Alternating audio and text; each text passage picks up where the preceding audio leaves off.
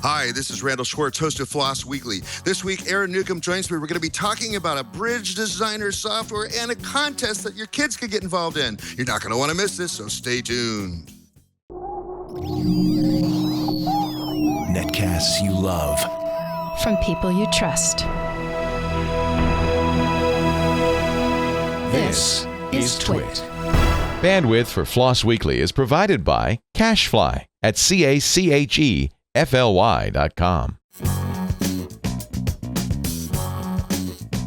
This is Floss Weekly with Randall Schwartz and Aaron Newcomb. Episode 368, recorded December 22nd, 2015. Bridge Designer Contest. It's time for Floss Weekly, the show about free, libre, open source software. I am your host, Randall Schwartz, Merlin at SwinNinja.com, coming to you each week with the big projects, the little projects, the movers, the shakers. Take it along with me. You know I'm saying it every week. Projects you may be using every day and not aware of it, and projects you may not have ever heard of, but want to go play with right after the show, and I bet today's is going to be one of those. I'm coming to you from Silicon Rainforest, where it's nice and gray outside in the sky. I had very little sleep last night, so I hope I'm going to pull this thing together. Joining me today will be Aaron Newcomb. Aaron, welcome back to the show. Hey, thanks, Randall. Good to be here. And you're coming to us from your lair, your maker lair. The maker lair here in my house. That's right.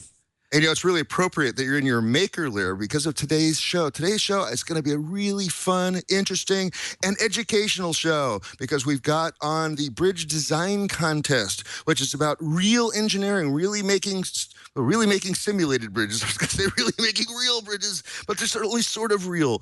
And then running simulated real trucks across them and trying to do it as cheaply as possible. It's a contest for K through 12 students, but it's also a thing that any of us, even adults, can play with. So we're going to be joined in a couple minutes by Steve Ressler, who is I should have read this whole thing. He works at, he's an instructor for, I think, West Point. You'll have to correct that for me. But he's a design engineer, design structure guy. I've seen him on a few of my cruises that I've been on. Yeah, you talk about the Insight cruises all the time. He has this really wonderful way of looking at bridges, looking at structures, and thinking about them in an entirely different way. And I'm definitely going to have him talk a lot about that.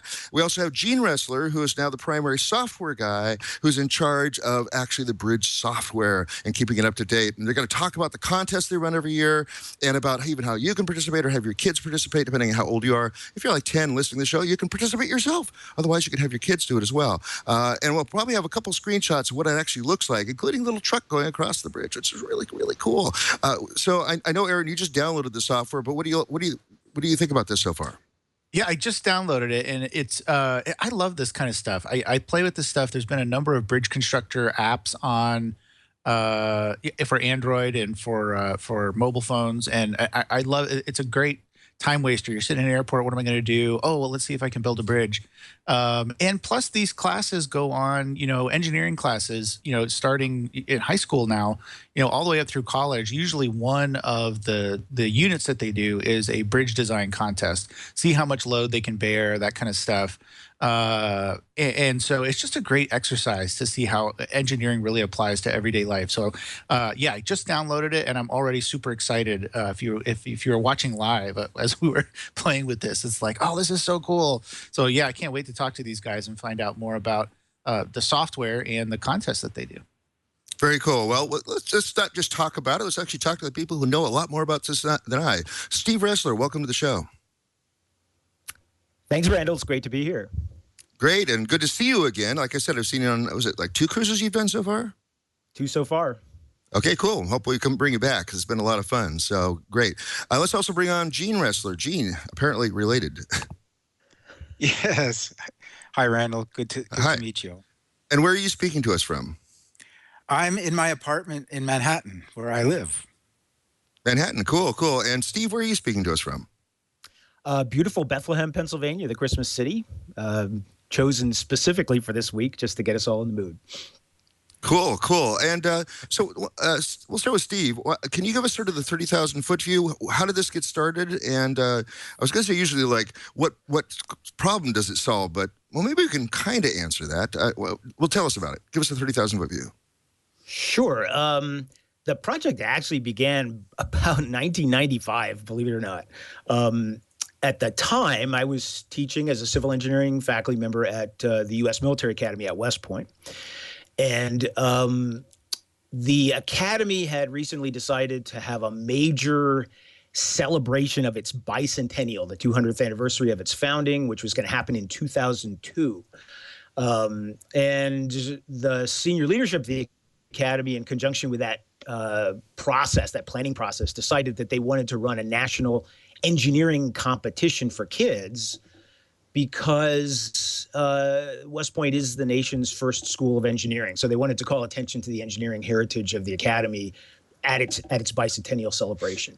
At that time, as I said, I was teaching civil engineering, and my boss had just seen a student activity that we ran in the department.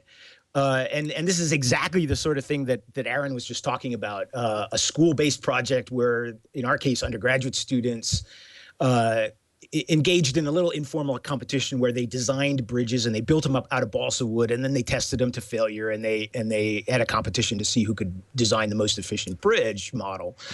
And my boss was just enamored of this contest. And he said, that's what we need to do for this bicentennial celebration. We need to engage middle school and high school kids across the nation in this bridge building activity, and it'll be educational, and it'll be fun, and it'll call attention to West Point. And of course, I had just arrived as a senior faculty member at the academy, and I immediately became the officer in charge of the project with this responsibility to somehow design a national competition for kids that was going to be scalable and implementable at some sort of reasonable cost. It didn't take long to figure out that supplying all the youth of the nation with balsa wood and having them all building bridges and doing this on a national scale was just absolutely logistically impossible. But, you know, if you think about the implications, in order to test a balsa bridge, you have to break it, but you can't do the entire nation's bridges at one time and determine a winner. So you'd have to do this at local level at the schools, and then you'd have to do it regionally, and then you'd have to do it at the national level. And at each level, you break the bridges, so the kids would have to build new bridges at each stage, and you'd need thousands and thousands of volunteers to be able to run the contest at local level. And it was very clear that this concept, as attractive as it might seem, was really just impossible to pull off. But of course, I couldn't go back to the boss and say, we can't do this. And so as an alternative, we started kicking around the idea of doing it virtually, doing it over the internet with a simulation instead of physical model bridges. And that's where the concept was born. In that year, I started working on the first edition of the software project, the software product, which at the time was called the West Point Bridge Designer. And I wrote the initial source code for a standalone Windows application. It was written in Visual Basic, believe it or not. Whoa. But I'm an engineer, not a programmer. So I was working in the only medium that I was actually capable of working in. By 1998, I had a fully functional version of that software up and running that we could then distribute in preparation for using it as the vehicle for the competition in 2002. But that was really where we reached the limit of my programming skills. And that's where Gene got involved as the legitimate computer scientist in the family.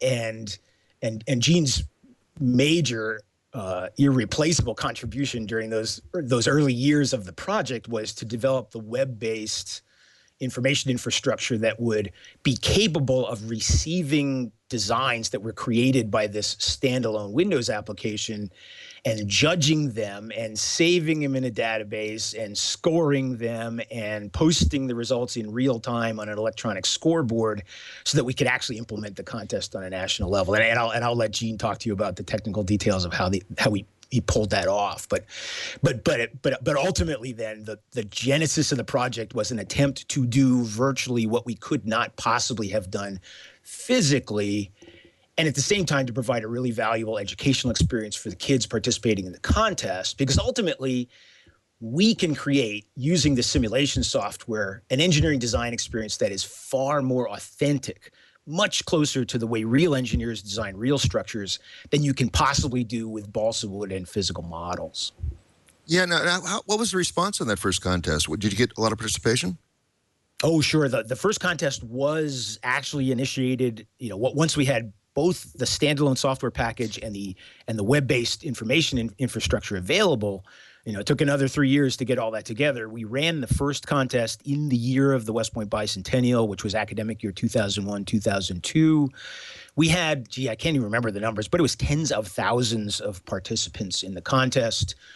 We had a huge budget that year, so we could advertise on a national level, and we distributed hard copy learning resources to accompany the software to every high school in the U.S. that year. So we had really, really great visibility because of our association with the Bicentennial, and as a consequence, we had, I want to say, somewhere between 20 and 30,000 kids involved in the competition that year. And so it was very successful, and in fact, it was that success that caused us to continue the project. We had no intention of doing this more than once. The concept was a single event to celebrate the West Point Bicentennial. It was very successful, and everybody agreed that it was one of the highlights of the Bicentennial celebration. The problem was we were victims of our success. The kids who participated and the students and the teachers were all demanding to do it again, and so we just kept doing it year after year after year, and now here we are, 15 years later, and still at it. Now, who can participate? I think it was K-12? Well, the basic rules of the contest were actually driven by federal law regarding online privacy protection.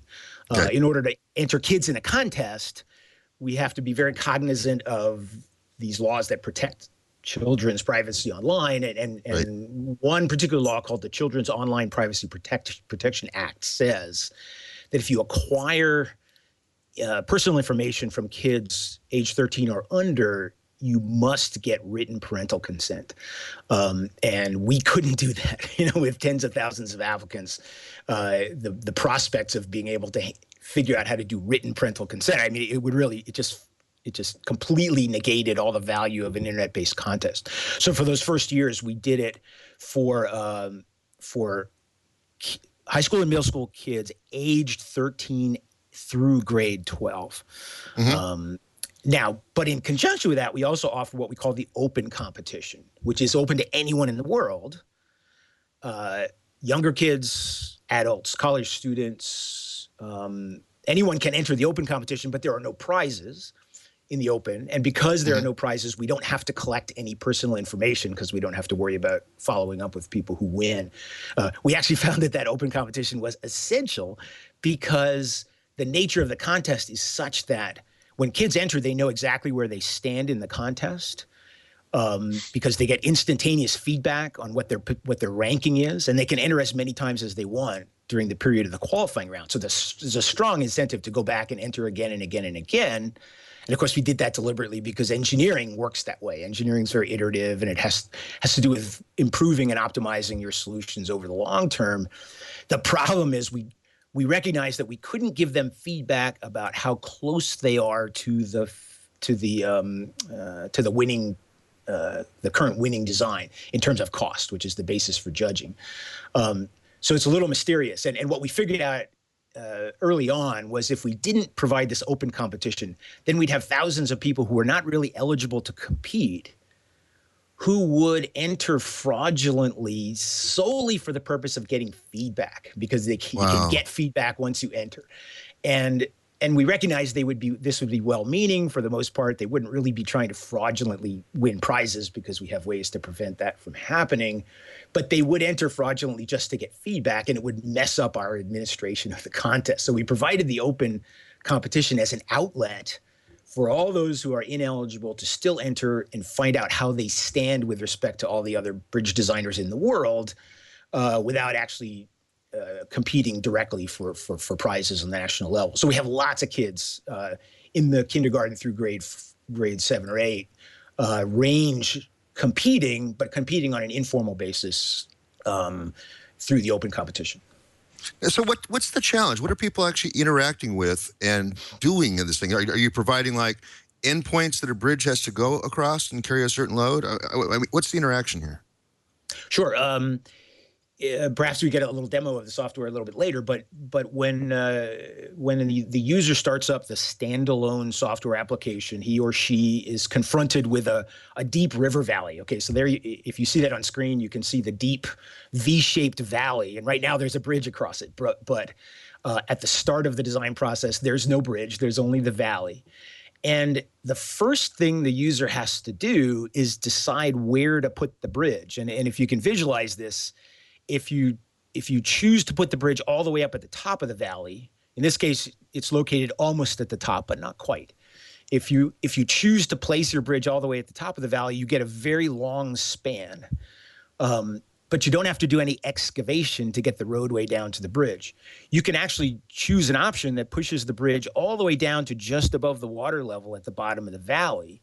And when you do that, you get a very short bridge, but then you have to do a tremendous amount of earth excavation to build the roadway all the way down to the bottom of the valley to be able to cross at that lower level. So and the reason you have to do that trade-off is because ultimately you're trying to have a bridge that is for the least amount of virtual money, right? Right, as long as it passes the load test. Randall mentioned earlier that as part of the load test simulation, a truck will cross the bridge. So in the load test simulation, the bridge is subjected first to its own weight. When you see it sagging there before the truck arrives, that's the effect of its own weight being applied to the bridge. And then as the truck crosses the bridge, it adds additional weight of 40 or 50 tons. And the structure, a realistic, real-world analysis of all the elements of that structure is being performed by the software in real time as the truck crosses the bridge. And if any of those elements of the bridge are too weak, they'll fail, and the bridge will collapse and the truck will fall in the water. And so the design objective is to design the least expensive possible bridge that still passes the load test. Again, a very highly realistic design paradigm. That's essentially what real-world structural engineers are doing when they design bridges across real rivers. And I remember you saying this in class. I remember you saying this in class, that it was like, well, then why don't you just use really, really heavy stuff? Well, one thing that's more expensive, but the thing I had never thought about before is, too, that adds its own weight to the structure. That's very true. You get a double penalty in effect. The excessively heavy members weigh more and therefore increase the load at the same time that they increase the cost. That's just amazingly. So this design experience is happening on two levels. That first level is you make these big, gross decisions. Where am I going to put the bridge? What basic type of bridge am I going to use? Is it going to be an arch? Is it going to have a pier in the middle of the river? Is it going to be a suspension bridge like the one we just saw? Those are the big, gross concept design decisions. And then once you've made that choice, then we go to a detailed design phase where you're selecting the individual elements and selecting the configuration of the structural framework and deciding which type of steel you're going to use and whether the member should be a hollow box or a solid bar and so on down the line. And that very detailed design is even more challenging than the first big picture concept design decisions, and it has a huge impact ultimately on the cost of the structure. And so what happens here is that the solution space is immense. There are really infinitely many different potential configurations of bridge that one could come up with. And so it turns out that you can actually have 20 or 30,000 kids participating in a competition and have very few duplicate designs. You actually get a tremendous variety of different design concepts and submissions by the kids. And it makes for a very exciting competition. Actually, we had a question for the chat room that I think is actually appropriate. Eric Duckman asks, suspension only, no arch? Can the kids pick whatever they want for the design? Sure, yes. You have the option to do a kind of a standard truss bridge, an arch bridge. You can use a standard bridge and then put a pier out in the middle of the river. And if you think about it, the pier in the middle of the river adds cost because you have to build this structure in the middle of the river. But at the same time, it'll cause one long span to be broken into two short ones, which adds a lot of cost efficiency in the superstructure of the bridge. And then there's a suspension option. You can do a cable-stayed bridge. So there are about 6 or 7 major bridge configurations you can choose at the start. But then once you've made that initial decision, you have to follow through and do the detailed design to implement that concept to the point where you can run a load test before you really know whether you've got a decent design or not.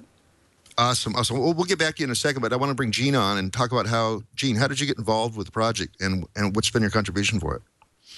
Oh, it's been a great ride. As Steve said, we started in the 90s, and I got involved in, I think, early 99. He had built a beautiful little client program, and I actually had a faculty member. I was teaching in the Department of Electrical Engineering and Computer Science at that time. I had a faculty member do a little project with some of our students to see if we could prototype a web server that would do the judging part of the contest, and they were pretty successful, but it was not a production kind of piece of software. So I took over then and productionized the software and built the administrative backend so that when kids upload their bridges, we can have a person who works about half time serve as an administrator, checking over the top designs in the world at the time, and then approving those. Kids can invent some pretty interesting things to put in the administrative data that would otherwise appear on the scoreboard. So we have the administrator approve teams for posting on the scoreboard, and then she presses a button and the scoreboard goes live. And she's scanning and coordinating with schools and so forth continuously during the contest.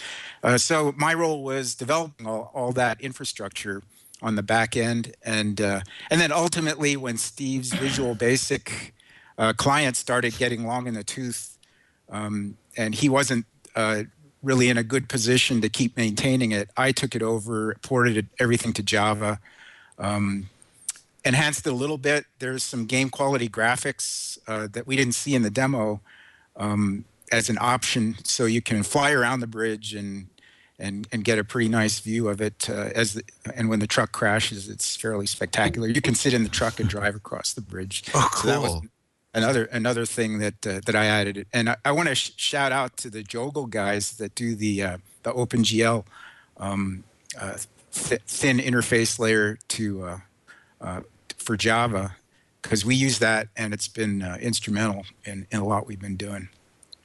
So there's another great open source piece of software involved here. Cool. I understand the one of the challenges is that the software running client side is in Java, but the server side is in C, is it? Yeah, exactly. Way back when we thought the contest was going to run 1 year, I decided to do the back end judge in C because the rest of the website at that time was written in Perl. Perl wasn't going to be fast enough. Perl's a great language, Yep. but it isn't anymore. Wait, don't say was. It was the great language for the bridge contest, and now it's a Rails application. Okay. But at that time, I did the judge in C for speed, and it was great. It was a Perl extension at that time, and I thought it was a good decision because because of the advantages and speed it gave us, but it meant programming in two different languages. So I had to make very sure that the Visual Basic was perfectly synced with the C, so they both gave the same answers. In other words, the kids couldn't get a different price on the bridge than the web server got when it recomputed their score. So that was fine for 1 year, but now it's been 15, and I've been doing the same the same unit tests for 15 years. So if I made a design mistake in that first year, that was it. But other than that, it's been great and very smooth. Well, so this is the reason you're on this show is that this is an open source project. Is the design checker and all that stuff out in the public? Can I see all the source code for this thing front to back? Yeah, it's all in SourceForge. The web backend is there. In fact, both versions. The Perl version is out there too, if you want to check out the Perl. Yep. And the only thing we withhold is we have a scramble key so that the data files that hold the bridges can't be decrypted. They're not exactly encrypted. They can't be unscrambled without coordinating with us. Actually, you can reverse engineer the scrambling code if you really want to, but we're just trying to keep honest competitors honest by not exposing the ASCII version of the data files for the bridges. That's the only thing that we don't open source, but people write us now and then ask for the key. If they have a good reason for it, we certainly provide it. So, I mean, the interesting thing about this to me is that, I've used a lot of, like I said, talking to Randall when we started, I've used a lot of these simple bridge constructor games that you can buy. But this one goes so far beyond that, and deals with all aspects of engineering. And I love that for kids because I think from those basic games, kids don't get the real implications of their design decisions, so to speak. So that was the genius of Steve's user interface design. He used kind of the paradigm of a professional CAD software package, but he very carefully simplified it, maintaining all the elements that a real CAD iteration would have, and then adding in the load test, which perhaps a CAD package wouldn't have, at least not that easy to invoke, so that it really does let the kid go through the same basic steps an engineer would in designing a structure. And it's really a beautiful piece of UI design, especially considering it was done in the mid-90s when a lot of the theories that we have now about user experience and user interface didn't exist. It was pretty impressive. Yeah, absolutely. And go ahead. I was just going to say that's a really great insight, and I'm delighted that you had it because the fundamental difference between what we've done and what you see elsewhere is that the bridge designer is the product of engineering educators, and it's developed for the purpose of educating young people about what engineering is and how it works. It was never designed as a game. It has a game-like interface and a game-like simulation, but it was designed as a piece of engineering education software. And I think we've been true to that ethic for all the time that we've been continuing to promote this project. Yeah, I mean, what I find, since I run a makerspace and I talk about this all the time, people come to the makerspace and they learn that they can apply the theory that they're learning in class. Especially, I'm thinking of high school students at this point, but they learn that they can apply the theory they're learning about in class to actual practical applications. And in so many cases, that's what's missing in a lot of our educational systems today is the application. It's where the light bulb goes off. It's like, oh, that's why I need to know that particular formula. It's like, oh yeah, that really makes sense. Could this be used? Well, first of all, let's explain. I'm getting ahead of myself. How have teachers responded? What do they think of this? Is this being used in the classroom as a teaching tool beyond the contest? I assume it is. Yes, absolutely. In fact, it's one of our great frustrations is that if you look at the download counts on SourceForge, you'll see that we probably have 10 or 20 times as many downloads as we have contestants. And so it's very clear that the software is being used far more broadly than the contest. Obviously, that's good news. It's being used extensively in both middle school and high school engineering and technology programs. It's used a lot in colleges. A lot of freshman introduction to engineering courses use it. So it is really used as an educational tool in a classroom context far more widely than it's used in the contest. And obviously that's a good thing. And I only say it's a source of frustration because we would have loved to have more kids in the contest because numbers in the contest are what our sponsors want to see, and the sponsors are keeping the project alive, though only just barely right now. And so the more we can impress sponsors with broad contest participation, the better it is for the longevity of the project. Yeah, definitely. I want to use this for. I'd love to get this on the computers in our makerspace because and that's the next question is, can I do like my own design contest? Could I do this? Set this up on a number of PCs and say, okay, you've got an hour to design, maybe make it a simple one, but you got an hour to design a bridge, and then we'll go back after and take a look at the designs and see how they function and all that. Could I do that? That's an interesting level. Yeah, that's a great question. Early on, we actually had requests from teachers to do that, exactly that, in their own classrooms. So we added this feature to the website, which is the local contest. You can write our administrator and ask for a code that the kid enters when they crank up the bridge designer, and that puts it in local contest mode, so that either with a specific scenario that you can associate with a contest, or with any of the scenarios that are eligible for the national contest, you can do your own local contest and get your own custom scoreboard on the website. So we've had groups from size 2, some homeschooling group types of folks, all the way up to foreign countries do local contests, and it's been pretty cool feature of the website. Wow, that's cool. I'd really like to do that. So we'll have to talk later, but because I can see this not only for the kids that come into the makerspace, but also, do a separate round for the adults, right? Because we've got a lot of engineers at the makerspace, both retired and active engineers that just love to do this kind of stuff, and I can see them really getting into this. What maybe we should go back a little bit and explain how the contest is actually run and how it works. I know you've talked a little bit about it, but in terms of the contest, how does it actually work? How does the judging happen? All that kind of stuff. Well, Steve, do you want to do that? Yeah, I'll start, and then you can fill in the details. What's happening behind the scenes. So let's just say you're a kid. You're a high school freshman, and you hear about the contest and you want to enter.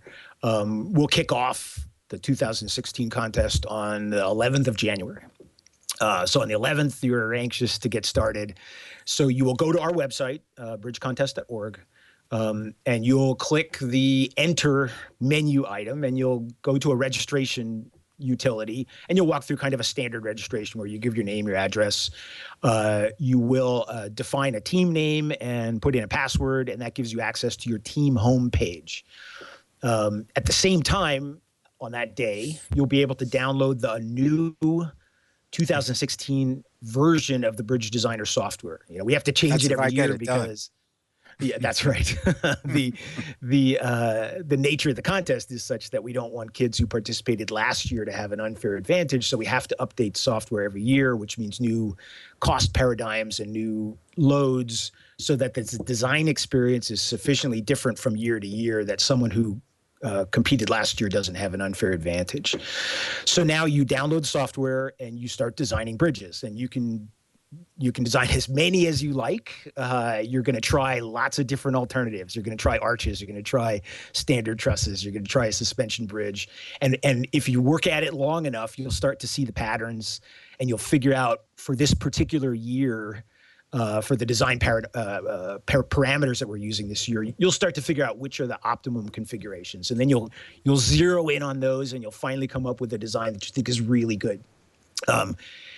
And then you're going to go log into your team homepage, and you're going to click an upload button, and you're simply going to upload the file that you just saved, that you created locally on your computer when you ran the Bridge Designer software. The Gene's judging apparatus is going to upload your file, and then in the blink of an eye, it's going to evaluate your design to make sure it passes load test. It's going to recalculate the cost. It's going to, and assuming that it passes a load test, it's going to figure out how your design ranks against the other, 5 or 10,000 that have been submitted at that point. And then it's going to give you instantaneous feedback. It's going to say, thanks for your design. Your updated cost is $176,000.97. And you are currently ranked 56 out of 3,974 registrants. Keep up the good work. Keep submitting your designs. And now you can go back and try again and again and again. And for the entire qualifying round, which runs through April, you can upload as many designs as you like, and the back end will accept your design as long as it's an improvement over the ones that you submitted previously. And then, as Gene mentioned earlier, our administrative assistant is posting the scoreboard at least once a day. So, today when I uploaded my design, I might have known that I was 56th out of 3,000 entries, but a week from now, I have no idea where I stand until I go to the online scoreboard and I can check it out. And if I'm in among the top 50 teams, I can see where I stand at any given moment in the contest on the online scoreboard. So I have a good incentive to go back and continue submitting more designs if I slip out of the top place, or if I slip out of the top teams that are ultimately going to get invited to a semifinal round. Once the qualifying round is done, we then run a separate semifinal round for the top 30 or so teams. And that is a timed 2-hour period within which the kids get a specified design scenario that will be different from the one that they used in the qualifying round. And they have only 2 hours to prepare designs and submit them. They have to do it under the supervision of a monitor who will be a school administrator or a teacher who volunteers to sit there for 2 hours and watch them to make sure that they do their own work, and is willing to sign a certificate that says, I certify that this team did their own work. And then based on that, we'll identify the top 4 to 6 teams, it varies from year to year, that we will bring to a central location for a final round competition when they'll compete head-to-head for the top prize, which has been a $5,000 scholarship for the last couple of years. Wow, that's so cool. I love the iterative process too, because I don't think enough people realize it really models real life a lot better that way, right? Because it's not like you're just going to design the bridge and then go tell the contractors go build it. Okay, I had one shot at this and I'm done. Right. I hope Right. that works. I think it's really useful to compare it against the balsa bridge paradigm, which is where we started back in 1995. You mentioned earlier that how impressed you were at the underlying engineering authenticity. And again, I would contrast with the balsa bridge. When you give kids a balsa bridge building project, they're just building a model. So typically they'll find a picture or they'll have an idea in their head of what a bridge looks like, and they'll just mimic that. And then they'll, hang a bucket and fill it with sand and break it. And there really is absolutely nothing that even resembles engineering anywhere in that process. There's no science, there's no mathematics, there's no making a determination that the structure is going to be adequate before you actually build it, which is really the essence of modern engineering. Instead, it's an exercise in model building and destruction. Whereas our paradigm incorporates the math and the science is all there. You don't have to actually work it out on paper, but the software is doing it for you in terms of the simulation.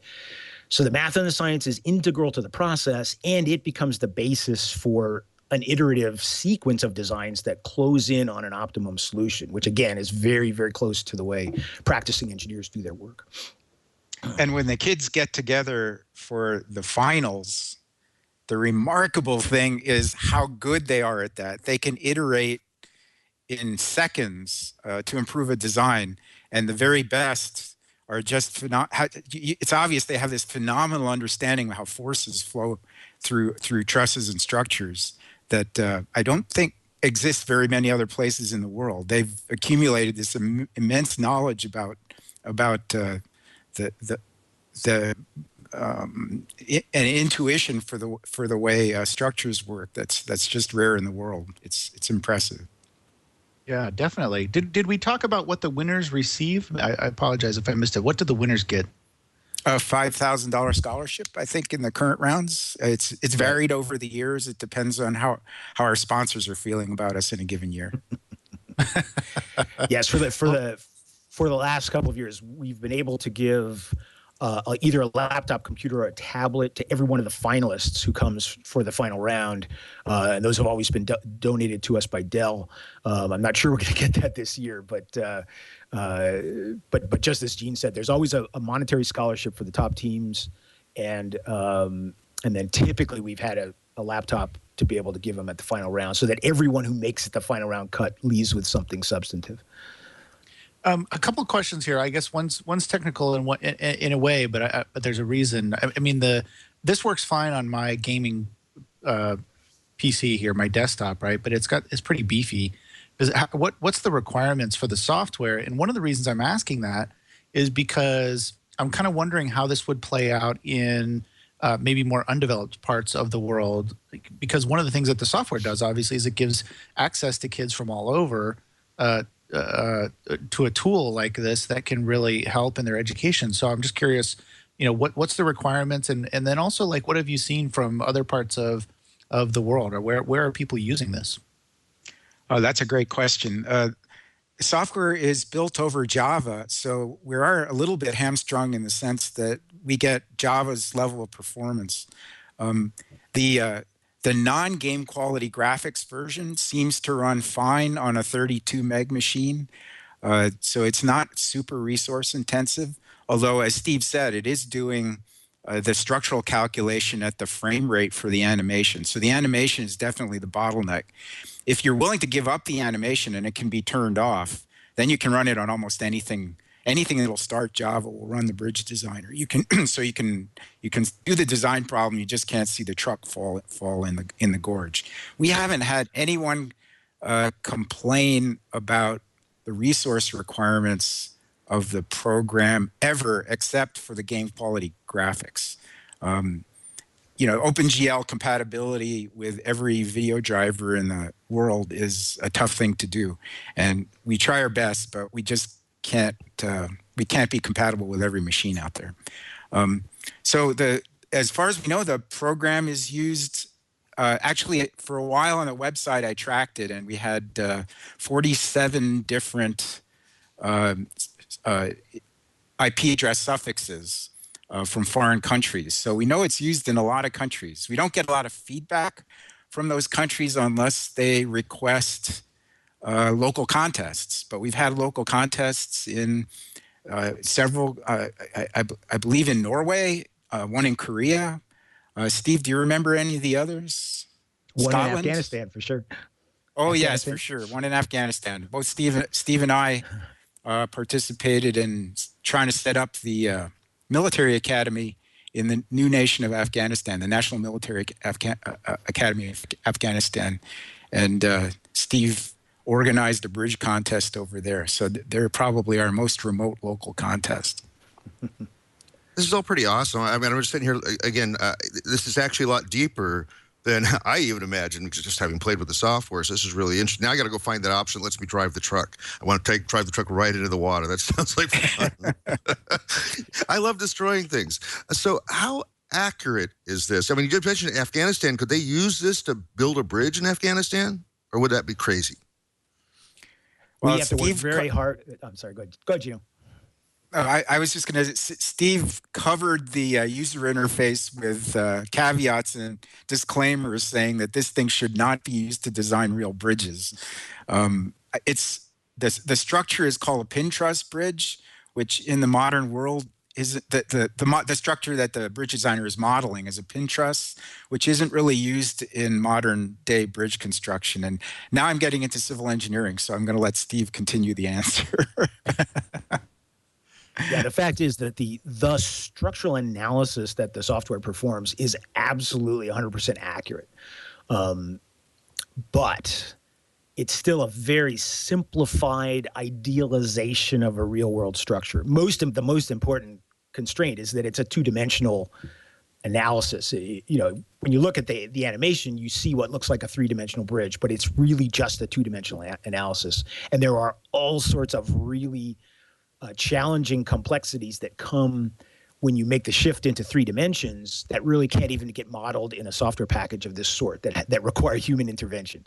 So I have to do double duty warning people that they may not, under any circumstances, use the software to design real-world structures. And you'll notice that the user interface is really designed to guarantee that, because when you open up the software, you get that one river valley. It happens to be 44 meters across the top and 20 meters across the bottom of the valley, and it's 24 meters tall, and you have a limited range of options for spans within that the constraints of that river valley.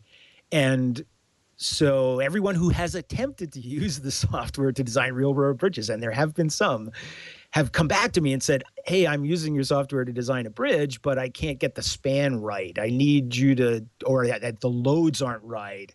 I wonder if you could send me the customized version that will allow me to use a 37 meter span with a load corresponding to my RV instead of that truck you use in your software. And of course, my answer is not no, but hell no. This is an educational software product. In our modern era, it's really stunning how people have assumed that the answers to all their problems are available on the internet. And my answer to them is always, the answer to your problem is to hire a registered professional structural engineer to do your design for you. You've got to pay for this. You're not going to find it for free on the internet. Yeah, I was just going to say, you left off the for free part on the first time you said that. So yeah, they want their answers and they want them for free. But this would actually work if you lived in flat world. If you lived in Right. 3D world, might be just fine. Right.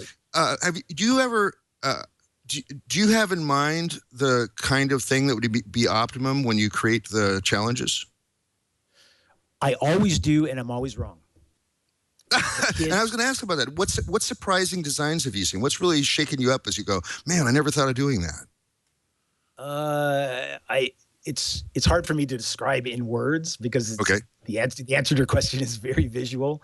Yeah. But we have seen extraordinarily insightful designs, some of which aren't realistic in the sense that you won't find real world bridges that look like them. But when I go back after the fact and analyze them in terms of the way they perform as structures, they're brilliant and they're absolutely insightful and creative. And they reflect the fact that the kids who compete and who use the software are not inhibited by a preconceived notion of what the right answer is, which is what I am. I based on my background as a structural engineer, I know what the right answer should be, at least theoretically. And I never consider those wild alternatives that the kids routinely consider. And so I often end up with suboptimal designs, whereas the kids, unimpeded and totally creative, totally willing to try things that are outside the box, end up coming up with ideas that simply would never occur to me. That's one of the reasons we feel very confident about the issue of cheating in the contest, because a lot of people early on when we were developing the rules said, well, this can't possibly work. The kids whose fathers and mothers are structural engineers are going to have a tremendous advantage in this competition, and they're going to get the inside track and they're all going to win. And it's never happened. And I'm confident it never will happen because the kids can do this much better than any professional structural engineer can, because they're sort of professionals at this kind of activity in ways that professional structural engineers simply aren't. Yeah, I get to watch that every year, as Steve puts together the new version of the parameters that determine the design problem for each year's contest. He's designing the best bridges he can for each one of the scenarios so that he can make the scenarios competitive with each other, so kids won't zoom in on one scenario and limit the contest in any way. And so I made a habit for the first few years of watching how long it took the kids to beat Steve's best that he did in designing the scenarios. And it normally ran about 15 minutes after the start of the contest. That is awesome. In a good year, it took 15 minutes. How about gender? Are you seeing lots of female participants? Or if not, do you want more? Not as many as we'd like. I think in general it's probably 20 to 25% female, and so it on some level it's a guy thing. Probably because it feels like gaming to a lot of kids, and gaming seems to be more of a guy thing. We would love to see more young women participate in the contest, but in absolute numbers, we still have an awful lot of girls participating. It may be 20 or 25%, but if it's 25% of 20,000, it's still a lot. And I take it you're getting great feedback from the high school teachers and stuff to this, right? Yeah, we certainly do. We have quite a few high school teachers, often physics teachers or technology teachers, some math teachers, who just have totally integrated the contest into their curricula, who do it as a routine part of their administration of their courses. We've seen a couple of teachers who use the contest as an extracurricular activity, and they field teams, and they have practices after school, and they have become kind of dynasties in the bridge design contest business. It's really pretty exciting to see the variety of different approaches the teachers take, and the great success they achieve in getting their kids charged up about doing something really geeky. So is this something you're doing off hours, or are you getting a little bit of scratch to make this happen? Gene gets absolutely nothing for his participation in the contest, and I have only within the last 6 months been able to separate. When the two of us retired from our faculty positions at West Point over the last couple of years, our other colleague in this project established a nonprofit organization called Engineering Encounters. And I've been involved in governance of Engineering Encounters since it was established. But just within the last 6 months, I was able to separate myself from the governance so that I could work as a consultant to the project. So I get a little bit of scratch for the first time in 15 years, just within the last couple of months. But Gene has done it as a professional service from the start to this very day, and continues to do so, much to his credit. Indeed. Yeah, Gene, thank you for doing all that, because I know how important this is. Now that I see the depth of the project, I'm really excited and amazed by that. Speaking of that, could you use some more assistance? Is there areas of the software that aren't as developed as you want? And we have a wonderful audience that responds to things like this. So, Gene, you want to ask for some help? Well, that's a great question. I think the Java product is pretty mature, and we're not really that interested in taking it in huge new directions, but I am extremely interested in developing an HTML5 version that runs in the cloud somewhere. I'm looking at GWT, the Google Web Toolkit, as a development framework. So if there's any GWT developers out there who are interested in porting the Java of the Bridge Designer to GWT Java, and that includes the animation stuff and making it all happen in a canvas and in a browser, I'd like to talk to somebody like that. I'm learning GWT for the first time myself and kind of doing some explorations to see if it's a suitable platform. And so far, everything looks pretty great. I think I'll be able to use big chunks of the current Java implementation in that environment, and it won't be too troublesome to port it. But my ability to spend time on the project is very limited. In fact, my current employer is letting me volunteer my services to the contest because it's essentially in a maintenance mode, an annual maintenance mode. So if I'm going to get involved in a new development effort, I have to coordinate with them. So I am looking for help to take some of that load. I'd also suggest, which immediately came to mind when you mentioned GWT, I'd also suggest looking at Dart, because you could actually do the same server-side as client-side stuff. So you could write the code once and run it both places, which would be kind of nice. Cool. Yeah. That was one thing that really appealed to me about GWT, was the Java on both sides of the fence. I can finally get rid of that C code. Yeah, exactly. We haven't actually talked about platforms. Does this run on Windows, Linux, Mac? I'm running everything in the back end on a Rails server, and it's really been tremendous. The client, of course, runs on Windows and Mac.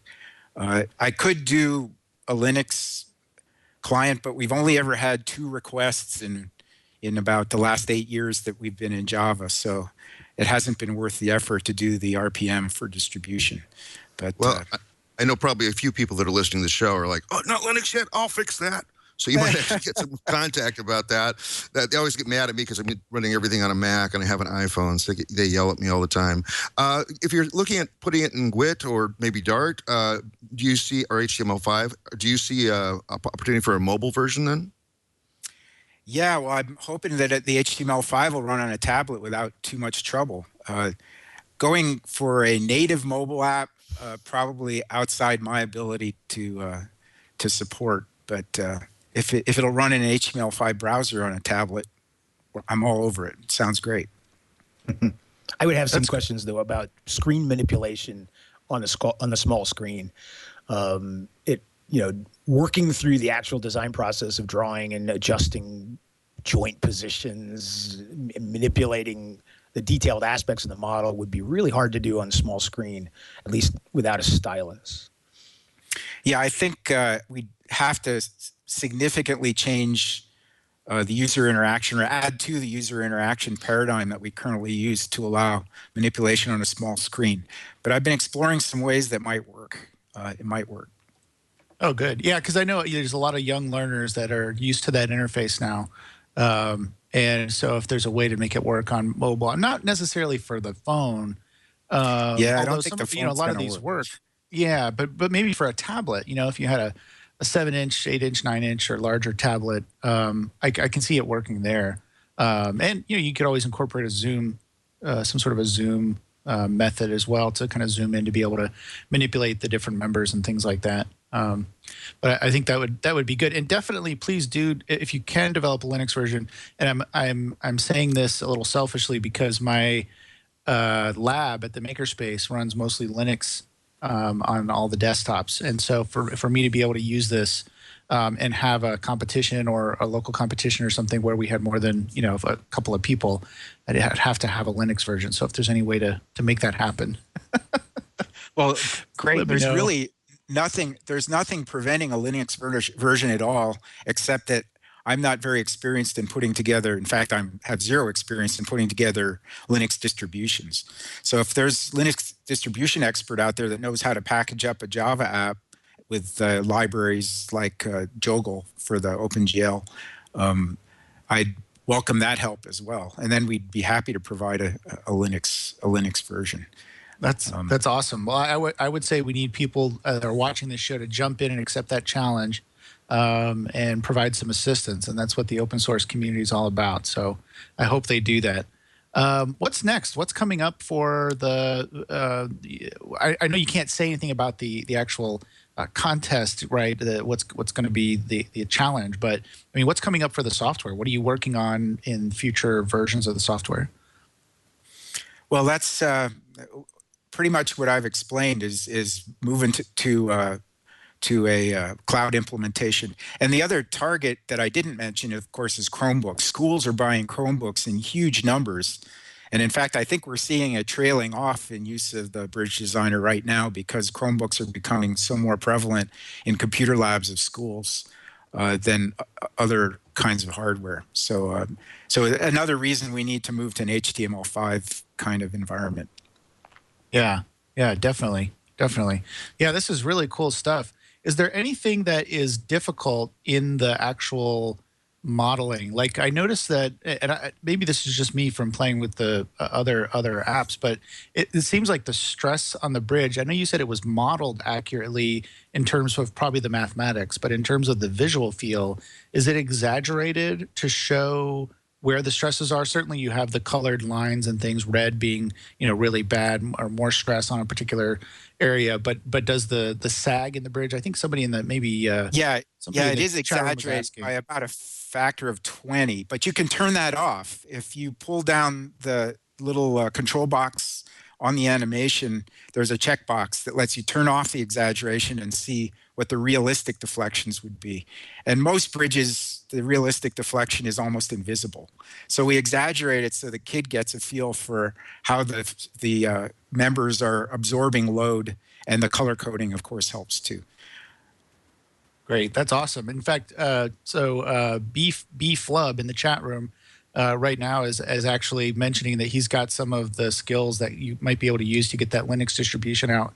So he's gonna be in contact with you guys to to lend a hand. So we've got immediate feedback for you right now.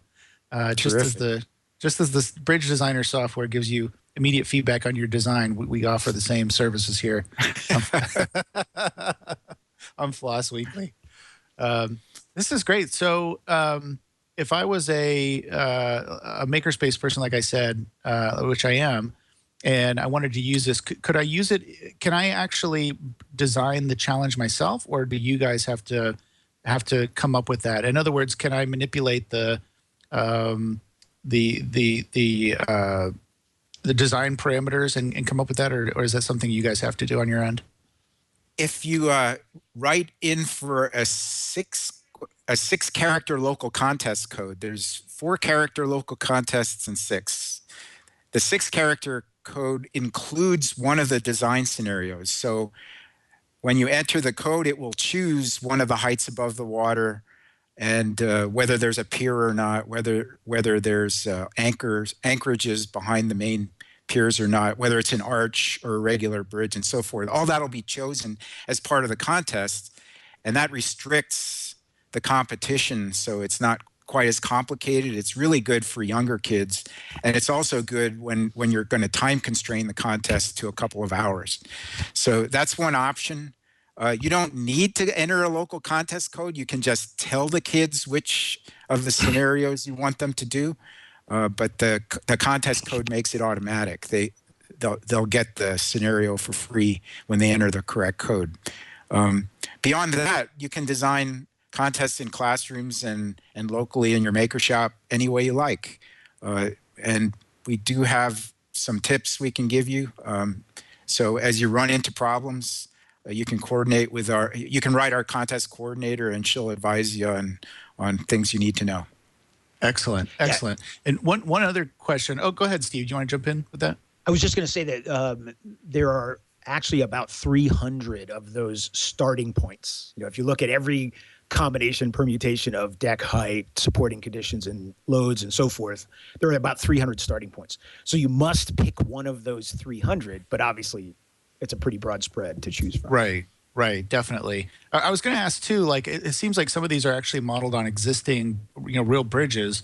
I'm just wondering if there's ever an opportunity to actually design, instead of designing the bridge from scratch, implement the bridge the way it was implemented and say, okay, how can you make this better? So you've got the bridge to start with, and now it's like, okay, how can you make it cheaper, stronger, use new materials to make it to make it better? Is that something that you've looked at doing as well? Well, there's two. Oh, go ahead, Steve. The option is available in the current software. You can either create a bridge from scratch, or you can load a sample design. And the sample designs are viable structures of various different configurations, but they are not in any way optimal in terms of cost. So if you want to sort of take a shortcut and not have to draw all the joints and draw all the members and come up with a stable structural configuration, you can grab one of these sample designs and then put all your effort into optimization. And the other thing that's there is templates, especially for very young kids who really may not intuitively grasp how to position the joints and make triangles out of the members in order to get a structurally stable bridge. They can select any one of the templates, which draws a light gray faded image of a bridge, and then where they can essentially place the joints and the structural members over the gray outlines and end up with a viable bridge. So that's another thing that's there. Once they have a viable bridge that passes the truck, then of course they have their own personal bridge optimization problem that they can follow up until they get to a minimum cost. Well, this is something I'm definitely going to want to play more with after we do this show. Of course, I say it every week, and I always run out of time before the next week comes along. But by the way, B-Flub, the guy who's had the Linux knowledge, he actually said, I already filled out the web form for contacting you guys, and my son uses this software at a school competition. Great stuff. So there you go. There's your immediate feedback, as we say. We're almost out of time. Is there anything we didn't ask that you want to make sure our audience is aware of? I think you covered everything. Thanks a lot. Yeah. It's been a great pleasure. I mean, we could Absolutely. talk for another hour, really, truly. You guys are smart dudes. It's all cool, all fun listening to this stuff. And and then Steve, I really enjoyed you on the cruises, of course. I've got 2 final questions, which people will yell at me if I do not ask these questions. Start with Steve first. What's your favorite scripting language? I don't do scripting. Okay, I'm that's a civil fine. engineer. And what's your favorite text editor? My favorite text editor? Yeah. Notepad. Notepad. All right. I think we've only had that twice before. Great. And Gene, same 2 questions. Oh, same 2 questions. I'm currently enamored of Ruby, but it changes from year to year. So right now I'm a Ruby file. And for the editor, I really like RubyMine tools. Okay. The whole framework is terrific. Great, great. Okay, not the answers I was quite expecting. I was hoping you'd use the P word there, but that's okay. I'll live with that. Because we don't get very many people who at least admit they've coded in Perl at some point. So, all right, very cool. Well, guys, like I said, I sorry, do love. okay, all right, all right, yeah. So this has been great. I'm really glad that you were able to come on the show, especially in a timely manner. I mean, we're talking like 2 weeks from now, right? So, 3 weeks, something like that. So, yeah. So thanks both of you, Steve and Gene Ressler, for coming on the show talking about Bridge Designer Contest. It's great fun. Thanks.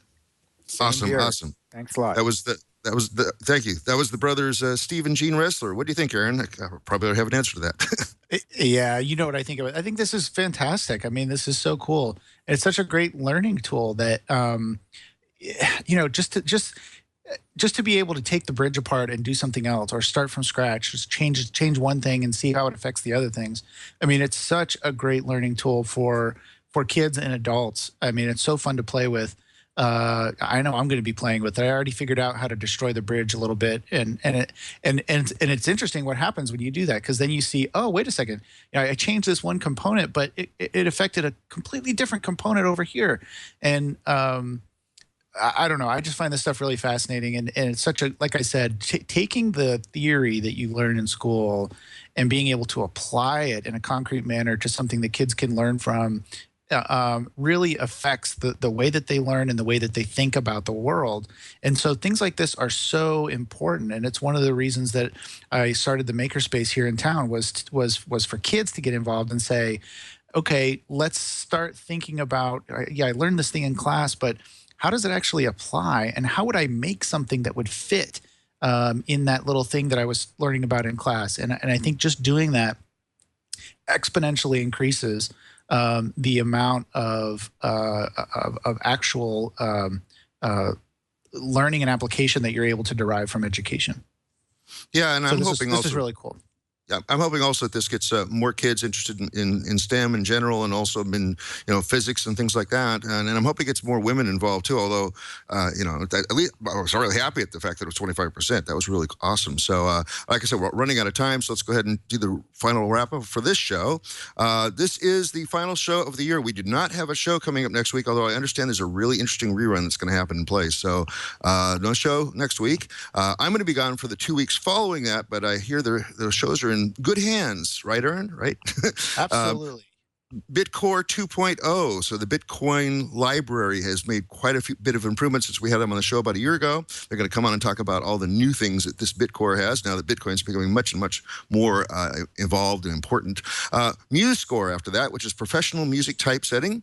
BookType, book publishing system from author to maintainers. Open Unison, which is identity management, just added to the schedule. The OpenStack people contacted me. Apparently there's a new product called Astera, which is about orchestrating an OpenStack deployment across all your possible virtual machines and stuff.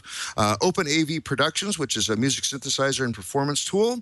I'm still trying to fill the rest of Q1. So if you go to twitch.tv/floss, which is the homepage for this show, you'll see how I'm doing. There's a link there to the big spreadsheet, I like to call it, of all the shows we have upcoming and also all the guests I'm actually trying to contact. I've got a few pieces of email to respond to, so there's probably a couple more guests like right on the corner there. If you do not see the project on there that you want, please have the project leader contact me, and I will immediately put them on the short list. There's a live stream. We have a live stream today at 8 a.m. Pacific time, but you know what? We're moving on up to 9:30 starting next week or next month. Okay, so yes, Aaron, I'm mentioning it right now. Aaron just whispered in my ear, did you talk about the upcoming time change? Yes, I am. 9:30 on Tuesdays. So we're still the earliest show on the Twit Network, but now I get to sleep in an extra hour and a half. So starting in 2 weeks on our first show coming up, it's 9:30, not 8 o'clock. So please note that. You can follow us at Floss Weekly on Google Plus and at Floss Weekly on Twitter. You can follow me as Randall L. Schwartz on Google Plus, and that's tweeted over to at Merlin, M-E-R-O-Y-N. Like I said, I'm going to be on a cruise ship for the first 2 weeks of January in the Western Caribbean.